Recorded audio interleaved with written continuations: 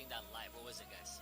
Yeah, it was incredible. And it was a beautiful passage of play as well, and probably their best passages of play for the game, because I felt like they didn't control midfield. Everything was long balls, long balls, long balls. But that one is where the team was more intertwined to actually create the open space and get their best chance. So in AFCON, you have to be clinical, and they did it. So big credit to them. Yeah, sometimes we can feel like the long ball is not the best approach to the game, but we saw it work. The ball came in from the left back on the far side of the field, gave it to the number 10. The number 10 did what he had to do, and it ended up in the back of the net. So despite what some people may feel about the way that Congo approached the game, they got a result. They got a much-needed point, and so here we are. For sure. It reminds me a lot of the Morocco game from yesterday, too. The underdog scores first. One of the favorites of the tournament has to fight back to get a late goal to draw it. I think it's just proof that AFCON is such an extremely difficult competition. It is not this cakewalk. Every team that's a favorite is not just going to get 9 points in the group. So, big shout out to Congo. And Senegal is like, yo, this is going to be a tough competition. You have to bounce back and even see if you're going to win the group, because Congo could win it now. They're definitely favorites to beat Botswana. So, Senegal, you gotta figure it out. And if you get second place, you're at risk for who you play next. So. Guys, I feel like you were watching the number 10 for a lot of that game. Number 10. How did you feel about his game today for Congo? Of course, for Congo, he carried the ball up very, very well. A lot of the passes of play, specifically through transition, was carried through him. A lot of one-on-one moments where he proved the only way you can take him down is to foul him. Yeah. So he did what the number 10 needs to do. And as you said, similar to Morocco, Diaz, another number 10. Yes, sir. So this is the tournament of 10s, I'll say that. It really is. Hey, Gabe. You called it before the match, but Kambu was going to score. Yes. You're talking about how you love to see him play at a Real Betis. Let's talk about AFCON. It's really just been this amazing transformative thing that gets guys back in form, ready for the season. Can we talk about what that's like? Why is Bakambu and all these other players who are ready to, take the next step? Why is AFCON so important for them? Yeah, AFCON, simply put, means more to these guys. It's always going to be more to represent your nation than it is going to be a club. You can change a club. You can't change your nationality.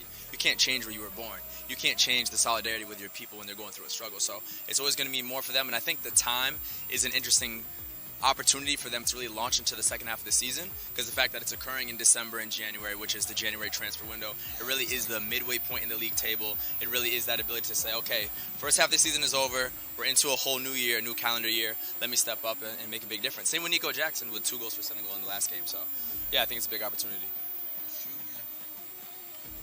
Amazing, guys. So let's now switch on to Sadio Mané. An amazing goal. Capitan. The man, the myth, the legend strikes again. We were just talking about his old teammate, Mohamed Salah at Egypt. Sadio Mané strikes. Can we talk about what that goal is looking like? The fans for Senegal were amazing. Crazy. I think that goal is an example of what a captain needs to be and what a captain needs to do. That goal is a ball that's loose in the box. Who needs to be there? Who needs to be the one that's ready to pick that up? The captain. And for Mané to be right there in front of his fans, in front of some of the best fans I've ever seen in my life. For sure. To be there, to be ready, to put that into the back of the net, that's exactly what you need. The captains in AFCON, the big stars have really showed out, which is different from some major tournaments. Sometimes in the first rounds of major tournaments, the headlines are often, where is this player? Where is that player? Hakimi has been perhaps the one star that hasn't been able to jump onto the set because he hasn't been able to play that much. Which doesn't even count. Salah, yes. Bakambu, yes. Mané, yes. Brahim Diaz, yes. So the stars, the posters, the people on the field, they're doing the same thing. It's a beautiful point about even say the timing of which that goal came in. Yes. I don't know if you guys saw, Sadio Mané had Aaron Wan-Bissaka on him the whole time. Yeah. Tough guy to play against right there. Matchup that's been going on for a long time. Every time Sadio got the ball, he always looked for the 1-2. Means even when he's off the ball, he was making movements. For sure. And so it wasn't a surprise he put it in the back of the net. Yeah, and it's also telling that the one time that Mané did score, it wasn't off a one-on-one with Wan-Bissaka. It was off a deflection. And that's just credits to Aaron Wan-Bissaka's defending ability. And I think a word that comes to mind also is just composure. That's exactly what I was going to say. Sadio Mané in that moment, he could have easily just one-timed it over the net, one-timed it into one of the 2 defenders. But when that deflection came to him, he paused, took a breath. For a minute, I thought the chance was gone, and he just slotted it nicely into the corner. And so, like you said, the captains are showing up, the number 10s are showing up, and they're more composed than ever. And I would say the older players are adjusting their game by being less athletic.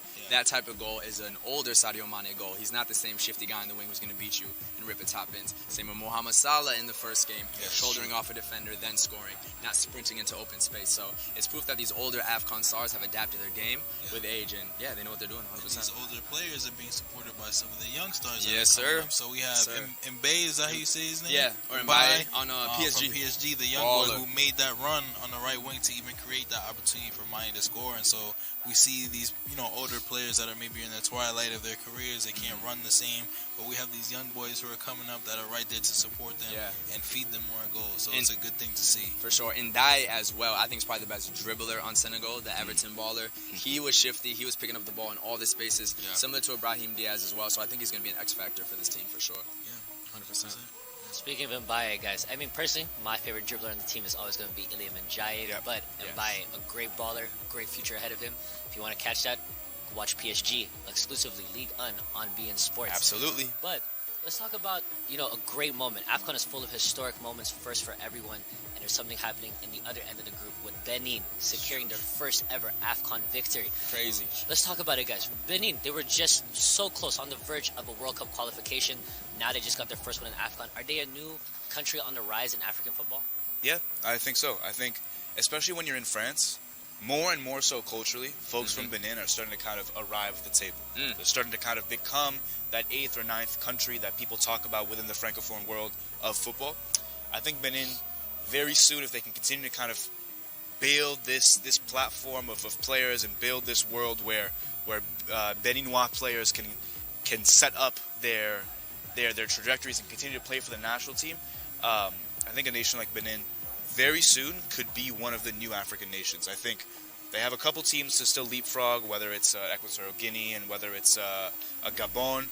But those are the next steps. Once you pass that threshold, then you've arrived. You are now one of the African nations that people care about when AFCON starts, that people are worried about when AFCON starts. And with your first 3 points in AFCON, that's exactly what you want to see. Yeah, and I think at this point, they're the team to beat right now, right? Because we have Congo and Senegal both tied on points.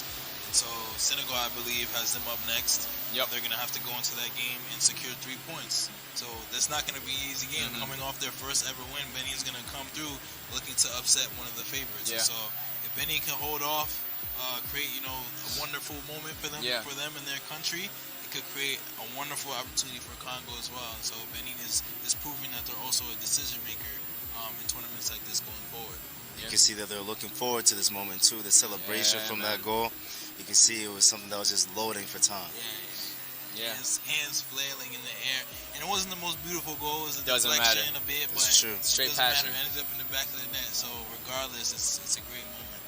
Absolutely. I mean, guys, and this is why this is one of the biggest, if not the biggest, AFCONs ever. Yes. It's not just the powerhouses. It's the small nations. It's the Cinderella stories. It's amazing. The group is very contested. Senegal and Congo are tied with 4 points. Benin at 3. 1 match day left. What are your guys' predictions for the tables? Who's going to qualify? Who wants to go first? Fimbu! I'm not going to lie. Fimbu! I'm not going to lie. I might be with Fimbu going first place. Fimbu! Congo. Yeah, man. I definitely expect Congo to beat Botswana. I don't think Botswana has what it takes. Shout out their goalkeeper who's outperforming his size at 5'4". What an incredible story for Botswana. But I think Congo's going to win. And I could definitely see Senegal drawing Benin. Benin know if they get a point, they're likely through to the next round because 4 of the third place teams will be advancing to the next round in this AFCON. So I think they're going to park the bus. I think they're going to be really solid defensively and try to hit on the counter. Maybe a little bit how Congo did today. So I'm going to go Congo 1, Senegal 2, Benin 3. Hey man, listen, it'll be a close one between Senegal and Benin.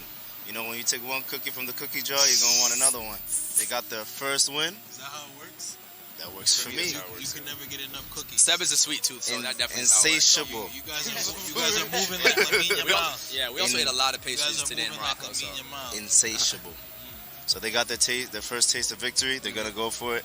And what better than to win against Senegal, a team that has just recently won AFCON. The world is watching. Best believe that. I think it's impossible. You think it's impossible? I think one thing you guys are We've seen forgetting crazier upsets. One thing you guys are forgetting is how much the Moroccans love Senegal. There's no such thing as a stadium that allows Senegal to not win that last game in this country. I can see a draw. They're not going to lose. They're definitely not going to lose. Impossible. No such thing. That's a bit extreme. I think we've seen bigger upsets, brother. Guys, if you've been tuning into the live streams, Seb hot takes are a bit of a commodity on this, guys. Sebspiracies, definitely Sebspiracies. Whatever you want to call it. We need that branded right here. Yeah, Sebspiracy. TM. But anyways, guys, a lot of people are gunning for the AFCON title. Now we have to wonder, is Morocco still the favorites? No. We were just at the Morocco game yesterday. They looked a little bit shaky. It's a bit difficult. I think he's dragging. Oh no! Hey, Not Morocco. an omen for Morocco. It got darker. It got They mysterious. turned off the lights. Guys, They turned off the lights on us because they heard us. Hey, it's an omen for Morocco, guys. But let's see. If Morocco's not the favorite, can you guys give me your top 3 faves on who's going to win AFCON? We've been seeing a couple of different teams. Egypt is now the only one still in the AFCON knockout stage. Are they a 6 favorite? points, yeah. Some dark horses? Let's know about it, guys. Let's talk. Who want to start? Algeria. One? Off one game? Yeah. Okay. They look like the best team in the tournament. We'll see how they do in their second match. Yeah. I'm gonna go Morocco, Senegal, Egypt. Egypt got 6 points. 6 points? Egypt second. I still haven't seen Ivory Coast. Yeah, they play tomorrow against Cameroon. Great game. still We will haven't be seen there them in play. Marrakesh. See them tomorrow. I would like to see them play. Yeah. And I would like to see them in my third place. Defending champs. Yeah, we'll see. Sebastian, you had the hot take of South Africa winning Still the have tournament, which is not going to happen, but if you want to explain it to the viewers. No, I still have South Africa I still have South Africa winning this tournament. Okay. So for me, they're my favorites. What Algeria. are the odds on that? If I put $10, Yeah, I don't bet. $1 million? I don't bet. something like that. Neither do I. So I wouldn't know. Me neither. All right, South Africa, Continue. followed by. So yeah, I would put South Africa 1 just Okay. based on my analysis of them as a team that is very well gelled and all in their prime age-wise. That's why I have South Africa as 1. Algeria 2. I agree with you guys. I think Algeria has played the best football that I've seen at the tournament thus far. For sure. I think 3, sneakily, is Mali.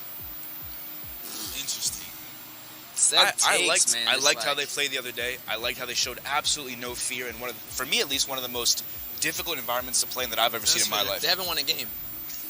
That doesn't affect me as much as a team being able to. You don't have to win games that. to win a tournament, apparently. Gabe, as you look at me like that, may I remind you that the last AFCON winner Yes, went into their last game without having won a game. that's true. That's fair. But eventually you got to win. Eventually you do. I got you. Next game is when you do it. Joshua, Of course, how you of feeling, course. bro? Oh, definitely. I mean, you always have to root for the host nation or expect them to go far. You know, Morocco's up there. We could put Senegal up there. You know, they took it home in 2022 for the 2021 AFCON. That number 3 is up for grabs, man. Algeria could take it. As you said, Mali. Mali could have won that game, to be honest. They could have. They should have, low key. But you have to actually do it. Of course. For me, I'm going to go with 3 North African nations. You've mentioned a lot of the time before. West African teams win in West Africa. North African teams win in North Africa. So I'll go Morocco, still number 1. I think we're dragging a little bit of the fact that they're not the favorites just because of one draw.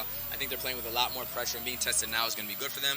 I'll go with Algeria 2 because they're playing the best football by far. I think they're the most united team. And 3, I'll go with Egypt. 6 points early on with 2 difficult games is really, really big. It's true. And then right after that, Senegal, who I still think is the most individually talented team. It's good analysis from Gabe. Proper. Thanks, buddies. I realize I never South give my Africa takes on and this show, Mali. guys. Come on, Moose. Let me tell you about my top Must be 3. Let me knowing tell you about too. my top 3. Morocco's still my number 1. I'm sorry, to. guys. When you're the host, the depth of that squad. Hakimi isn't even back to full form yet. I think That's Hakimi fair. really unlocks that team. They were sending a lot of great balls into the box, but it wasn't anything clinical. When Hakimi's back, it'll be exciting. It'll be exciting football. Then Senegal. I'm sorry. I'm such a fan. I'm You a got the favorite. jersey on right now. You guys can't see me behind the camera, but I have a Beautiful. Sadio Mané jersey on. He scored. I predicted today. You'll see that reaction later on Lucy was 5-Side Media. smiling hard. Follow No, he was Fi- screaming. Of course, bro. You'll see it. Follow You'll see the follow reaction. 5-Side Media. And then lastly, you know what? Congo surprised me today. I think Did Congo they? will make it out this group. Yeah. I think Congo has depth. I think they're not, like we were talking about Mali, they're not afraid to go up. They're not afraid to defend. They make good tackles in the box. They're a very complete team. They're a team that doesn't have an ego, which I think in AFCON is super important with all the chaos and the little sides that Which happens. team has an ego, Moose? That gives it to our next topic. This is what I know. Nice shot. I'm Nice supposed shot. to moderate you guys, not me. But hey, for the users watching right now, let us know your top 3. Let us know. Let us know, guys. We're really curious. For sure. Always You know, interested. We're going to go back to Benin real quick. This AFCON, again, it's been a lot of feel-good stories, a lot of, again, Cinderella stories, stories about things that don't even happen on the pitch. And right now, we're going to talk about someone in the diaspora, Jules Koundé, who spent his Christmas, we were just talking about Christmas last episode, he spent his Christmas visiting his home country of Benin, where he spent his childhood giving back to the community. Why is it so important for our ballers in the diaspora to come home, to support, to, you know, reinvest in their communities and their countries? At the end of the day, home is where the heart is, and we leave home to feed home. That's a bar. Mic drop. Yeah, literally mic drop. That's what Sadio Mané be talking Boom. Yeah, I mean, I think even the fact that he is not here right now, right? Like he could have, Yes. he could have chosen to just come enjoy AFCON, link up with his friends, come and support the players who are playing for Benin. But to say like, hey, like I'm even taking a step away from watching football, being around the sport, just to give back to my community, I think that says everything you need to know about him. And yeah, shout out to his foundation. I don't remember the name off the top of my head, but you should definitely look into it, support it how you can. Yeah, I hope more players continue to do stuff like this, especially players from the diaspora who aren't representing their home team or the country that their family is from. For sure. I think this AFCON has been a beautiful example of that. We had Zidane coming back supporting Algeria, with Kylian Mbappe here, who's Algerian and Cameroonian. And yeah, I just think it's a beautiful thing to see that just because you represent a European nation doesn't mean you forget your roots. It doesn't mean you forget where you come from. And you can still have that connection despite what national team you represent. Because at the end of the day, you are both nationalities. So definitely beautiful to see, and props to Jules Koundé. Yeah. No, I think it's not something that we need to shy away from. I think oftentimes, sometimes people are a little bit worried or scared to like speak about the charity that goes on in Africa, because at the end of the day, Africa is still developing, and ultimately there are still communities that are in need. So when footballers who have the power and the financial ability to help the communities that they hail from do that, I think it's always amazing to highlight it, because it then allows for other footballers and then other people in general to then do the same thing. Because what Koundé is able to do is create the platform. Then what everyone else that is a fan of Koundé can do is feed into that platform. So I'm always the biggest fan of the first step leads to more steps, and so shout out to all the players in the diaspora, whether you are from that country, whether you do represent that country or not, because putting a smile on someone's face from back home is priceless. And I feel like for Koundé it's particularly important because he's not kind of the like traditional footballer in a sense where like his football isn't just the center of like his whole personality. A lot of people know him only for fashion. A lot of people know him for the way that he shows up to the games. And so for the young people out there who live in Benin and maybe not even love football that much, but are into fashion, into clothing, like they can look up to him too and see like, okay, it's not just about football, right? Like there are other things in life that I can do that'll make me successful, that I can do to kind of express myself. And so I think it's particularly important that we see players like Koundé who represent more going back home and doing stuff like this. No, and I want to add one more thing. Like it's not a footballer, but it reminds me a little bit of what Ngannou has been doing in Cameroon recently. When you go back to Cameroon, you go back to Yaoundé, you see his foundation, his charities everywhere. That's not to say that Cameroon is a nation that is in this dire strait, but he is someone that has a lot of presence, and so what he's able to do is create these platforms, these schools, these sports schools, these academic schools that allow people to see him as a reference point. And so when I visit Cameroon and I see stuff like that, it allows me to kind of see that there are people in these positions of power that are taking steps to create platforms. Koundé is doing the same thing, and so being able to see that in Benin, in Cameroon, in Ghana, and all over Africa is an amazing thing. And doing it during his holidays, he could have been on the nicest beaches in the world, fully relaxing, but decided to give his time and money to his people. What more can you ask for from a footballer? Guys, we've been here at AFCON, and we've had the opportunity to experience so many beautiful cultures, so many different people from different walks of life, different parts of the world.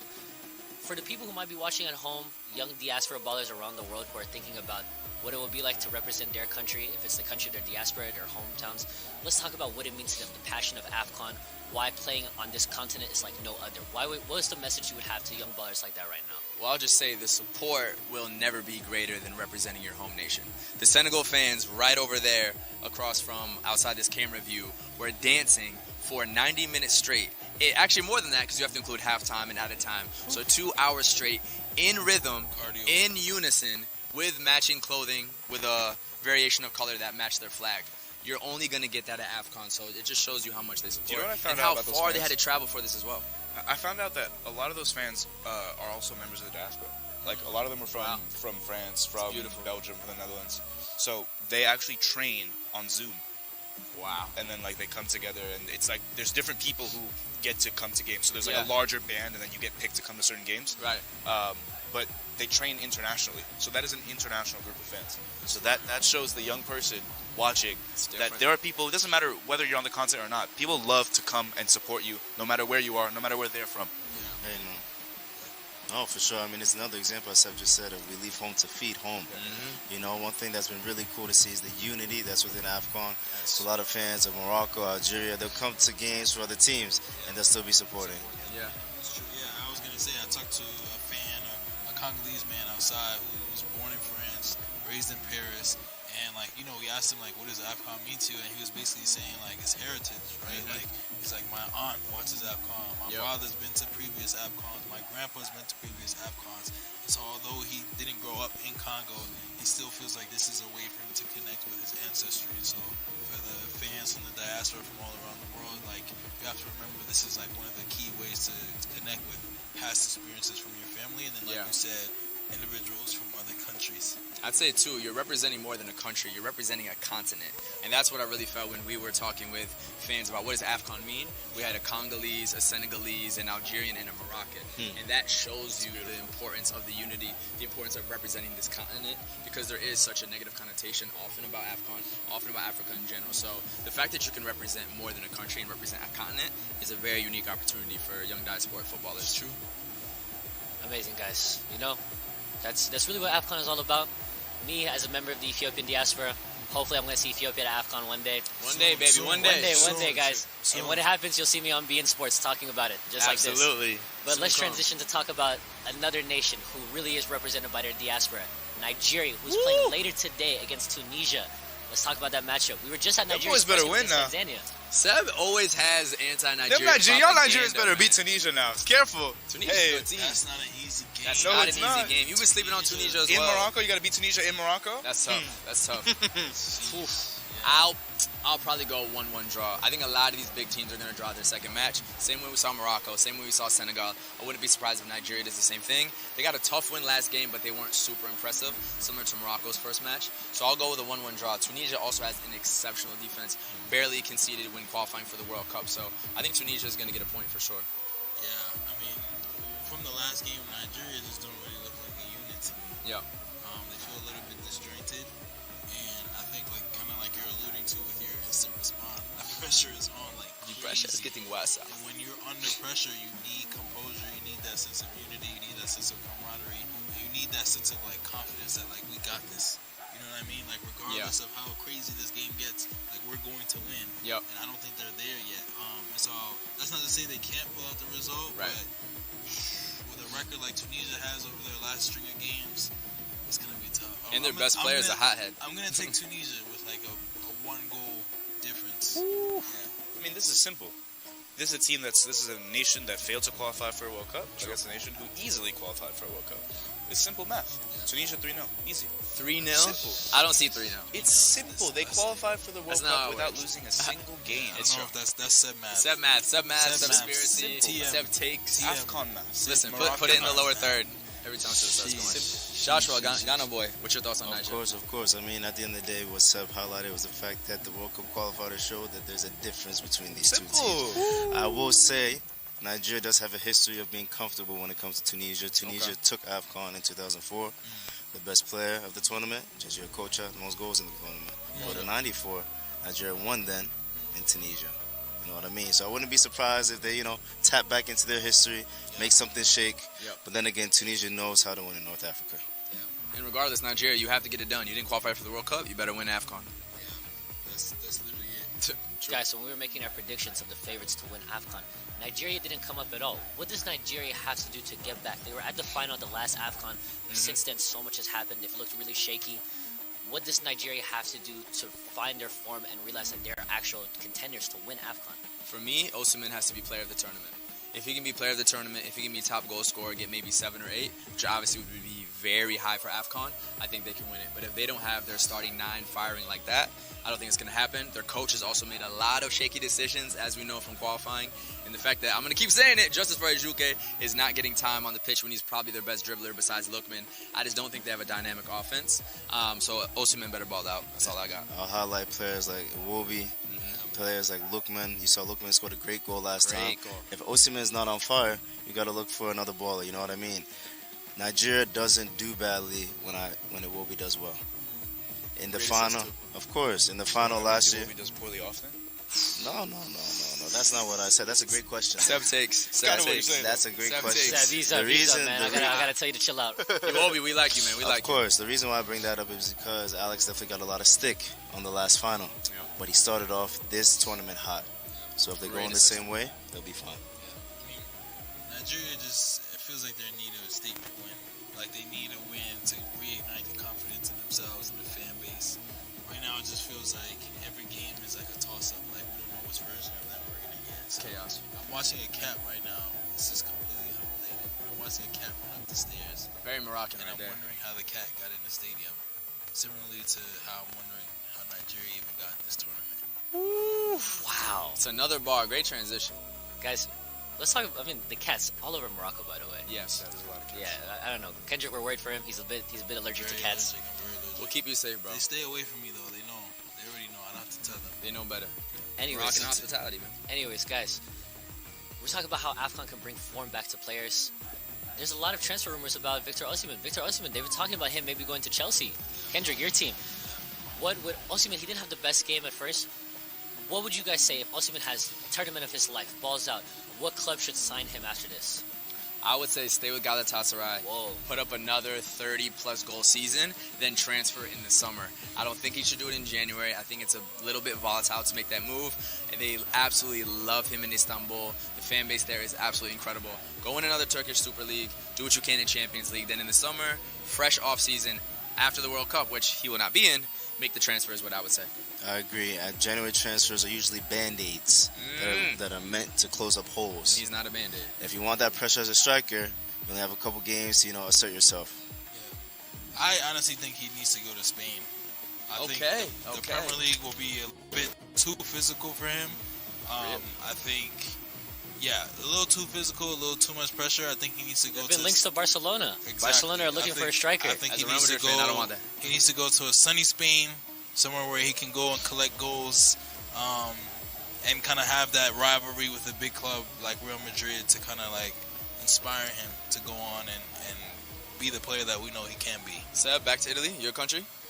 I think he makes a little bit of sense in Italy because of how well he's done in the past, but Yep. I think that's mentally really tough. Yeah. Because the Italian media is not going to give him an easy time when he returns. I think Spain is probably the best case scenario for him, and Barca needs a striker with Lewandowski aging out. Yep. So it makes a lot of sense. He's a world-class striker. They're in need of a world-class striker, and there's a spot open. A lot of pressure at Barcelona, too, though. We talked about pressure in the Prem.